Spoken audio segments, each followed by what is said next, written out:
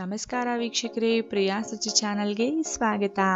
ಇವತ್ತು ದೀಪಾವಳಿ ಹಬ್ಬದ ಪ್ರಯುಕ್ತವಾಗಿ ನಾನು ಸುವಾಸನೆ ಭರಿತವಾದ ನೀರಿನ ದೀಪಗಳನ್ನ ತೋರಿಸ್ತಾ ಇದ್ದೀನಿ. ಹಬ್ಬದ ದಿನ ನೀವು ಎಷ್ಟು ದೀಪ ಹಚ್ಚಿದ್ರೂ ಸಾಲಲ್ಲ. ಮನೆ ಒಳಗಡೆ ಇದು ಸುಂದರವಾಗಿ ಕಾಣುವಂತಹ, ಮನೆಯಲ್ಲೇ ವೇಸ್ಟ್ ಆಗಿ ಇರುವಂತಹ ಸಾಮಗ್ರಿಗಳನ್ನ ಉಪಯೋಗಿಸ್ಕೊಂಡು ಈ ದೀಪಗಳನ್ನ ಯಾವ ರೀತಿ ಮಾಡೋದು ಅಂತ ನೋಡ್ಕೊಳ್ಳೋಣ ಬನ್ನಿ. ಈ ದೀಪ ಮಾಡೋದಕ್ಕೆ ಮೊದಲನೇದಾಗಿ ನಾವು ಒಂದು ಗಾಜಿನ ಲೋಟವನ್ನು ತಗೊಳ್ಬೇಕು. ಅದಕ್ಕೆ ಮುಕ್ಕಾಲು ಭಾಗದಷ್ಟು ನಾವು ನೀರನ್ನು ಹಾಕ್ಕೊಳ್ಬೇಕಾಗುತ್ತೆ. ನೀರನ್ನು ಹಾಕಿದ್ಮೇಲೆ ನಿಮ್ಗೆ ಯಾವ ಬಣ್ಣ ಇಷ್ಟ ಆಗುತ್ತೋ ಆ ಬಣ್ಣವನ್ನು ನೀವು ಹಾಕ್ಕೊಳ್ಬೋದು. ಫುಡ್ ಕಲರ್ ಆದರೂ ಹಾಕ್ಕೊಳ್ಬೋದು, ಪೇಂಟ್ ಆದರೂ ಹಾಕ್ಕೊಳ್ಬೋದು. ಇಂಥದೇ ಬಣ್ಣ ಅಂತ ಏನಿಲ್ಲ, ಯಾವುದನ್ನಾದರೂ ಹಾಕ್ಕೊಳ್ಳಿ.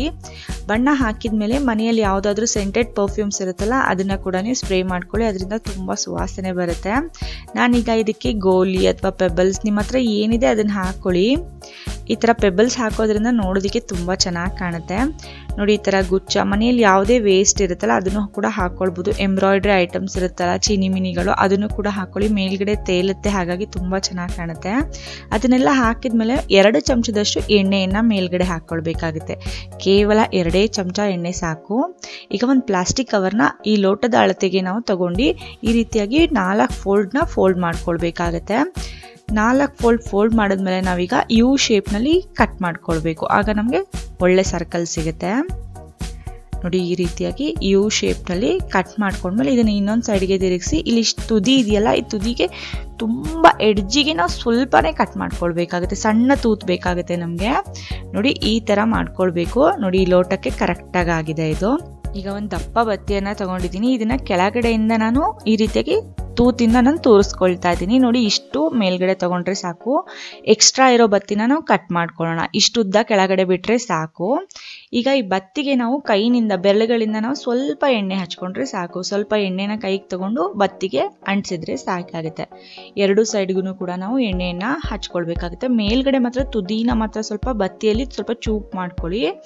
ಈಗ ನಿಧಾನವಾಗಿ ಆ ಕವರ್ ಸಮೇತ ಬತ್ತಿಯನ್ನೆಲ್ಲ ಅಲ್ಲಿ ಇಟ್ಕೊಂಡ್ಬಿಡೋಣ ಲೋಟದೊಳಗೆ. ಈ ಥರ ಸ್ಟ್ರೇಟ್ ಕೂಡ ಮಾಡ್ಕೊಳ್ಬೇಕಾಗತ್ತೆ. ಈಗ ದೀಪವನ್ನು ಹಚ್ಚಿದ್ರೆ ನಮ್ಮ ದೀಪ ರೆಡಿ. ನೋಡಿ, ಎಷ್ಟು ಸಿಂಪಲ್ ಅಲ್ವಾ? ನೀವು ಕೂಡ ಮನೆಯಲ್ಲೇ ಯಾವುದೇ ವೇಸ್ಟ್ ಇರುತ್ತಲ್ಲ, ಹಳೆ ಬಳೆ, ಕ್ಲಿಪ್ಪು, ಏನನ್ನಾದರೂ ಹಾಕಿ ನೀವು ಡೆಕೋರೇಟ್ ಮಾಡಿ ನೀವು ಮಾಡ್ಕೊಳ್ಬೋದು. ನೋಡಿ, ಎಷ್ಟು ಸುಂದರವಾಗಿ ಕಾಣ್ತಾ ಇದೆ. ಜೊತೆಗೆ ಘಮ ಘಮ ಅಂತ ಸ್ಮೆಲ್ ಕೂಡ ಬರುತ್ತೆ, ಯಾಕೆಂದರೆ ಪರ್ಫ್ಯೂಮ್ ಹಾಕಿರ್ತೀವಲ್ಲ. ಈಗ ನಾನು ಅದೇ ರೀತಿಯಾಗಿ ಇನ್ನೊಂದು ಬೌಲ್ನ ಕೂಡ ತಗೊಳ್ತಾ ಇದ್ದೀನಿ. ಇದಕ್ಕೂ ಕೂಡ ನಾನು ನೀರನ್ನು ಹಾಕಿ ಪೆಬಲ್ಸ್ಗಳನ್ನ ಹಾಕ್ಕೊಳ್ತೀನಿ. ನೋಡಿ, ಮಕ್ಕಳು ಪೇಂಟ್ ಮಾಡ್ತಾರಲ್ಲ, ಆ ಪೇಂಟ್ನ ಕೂಡ ಹಾಕ್ಕೊಳ್ಬೋದು. ನಿಮ್ಗೆ ಯಾವ ಕಲರ್ ಇಷ್ಟ ಬರುತ್ತೋ ನೀವು ಆ ಕಲರ್ನ ಹಾಕ್ಕೊಳ್ಬೋದು. ನಾನೀಗ ಗ್ರೀನ್ ಕಲರ್ ಹಾಕ್ಕೊಂಡಿದ್ದೀನಿ. ಇದಕ್ಕೆ ನಾನು ಎಂಬ್ರಾಯ್ಡ್ರಿಗೆ ಬಳಸುವಂಥ ಚೀನಿ ಮಿನಿಗಳನ್ನ ಹಾಕ್ಕೊಳ್ತಾ ಇದ್ದೀನಿ. ನೀವು ಕೂಡ ಯಾವುದಾದ್ರೂ ನೀರಲ್ಲಿ ತೇಲೋ, ನೋಡಿ, ಈ ಥರ ಹಳೆ ಬ್ರೇಸ್ಲೆಟು ಯಾವುದಾದ್ರೂ ಹಾಕ್ಕೊಳ್ಬೋದು. ಇದಕ್ಕೆ ಪರ್ಫ್ಯೂಮ್ ಕೂಡ ಹಾಕ್ಕೊಳ್ಳೋಣ. ಈಗ ಮತ್ತೆ 2 ಚಮಚದಷ್ಟು ನಾನು ಎಣ್ಣೆಯನ್ನು ಹಾಕ್ಕೊಳ್ತಾ ಇದ್ದೀನಿ. ನೀವು ದೇವ್ರಿಗೆ, ದೀಪಕ್ಕೆ ಯಾವ ಎಣ್ಣೆ ಬಳಸ್ತೀರಲ್ಲ ಅದೇ ಎಣ್ಣೆನೇ ಕೂಡ ಹಾಕ್ಕೊಳ್ಬೋದು.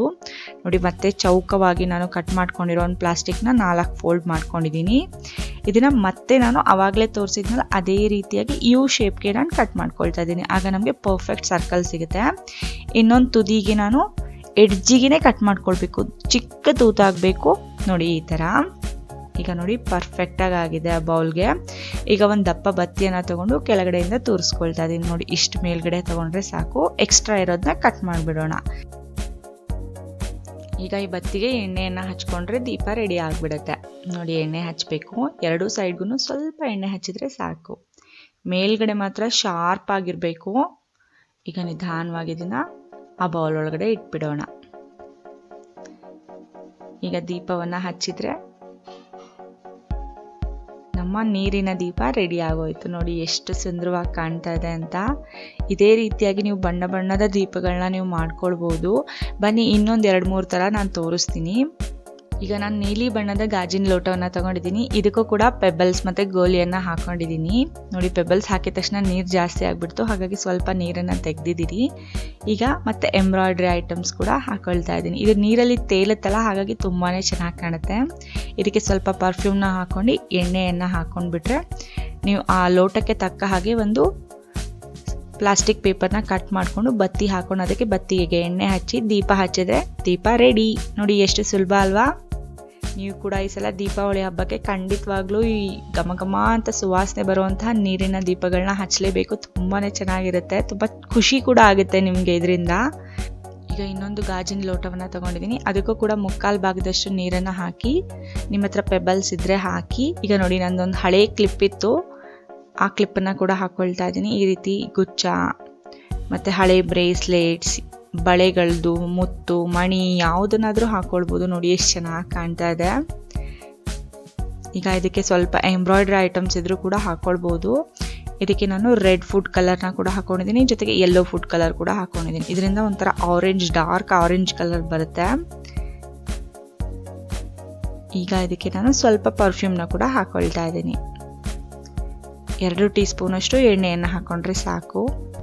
ಬತ್ತಿ ಕೂಡ ರೆಡಿ ಆಯಿತು. ದೀಪವನ್ನು ಹಚ್ಚಿದರೆ ನಮ್ಮ ದೀಪ ಕೂಡ ರೆಡಿ ಆಗಿಬಿಡುತ್ತೆ.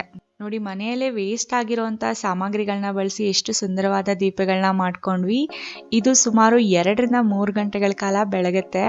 ನಿಮಗೆಲ್ಲರಿಗೂ ಇವತ್ತು ನಾನು ವಿಡಿಯೋದಲ್ಲಿ ತೋರಿಸಿರುವಂತಹ ಸುವಾಸನೆ ಭರಿತವಾದ ನೀರಿನ ದೀಪಗಳು ಇಷ್ಟ ಆಗಿದ್ರೆ ಪ್ರಿಯಾಸ್ ರುಚಿ ಚಾನಲ್ಗೆ ಲೈಕ್ ಮಾಡಿ, ನಿಮ್ಮ ಅನಿಸಿಕೆ ಅಭಿಪ್ರಾಯಗಳನ್ನ ಕಮೆಂಟ್ ಮೂಲಕ ತಿಳಿಸಿ.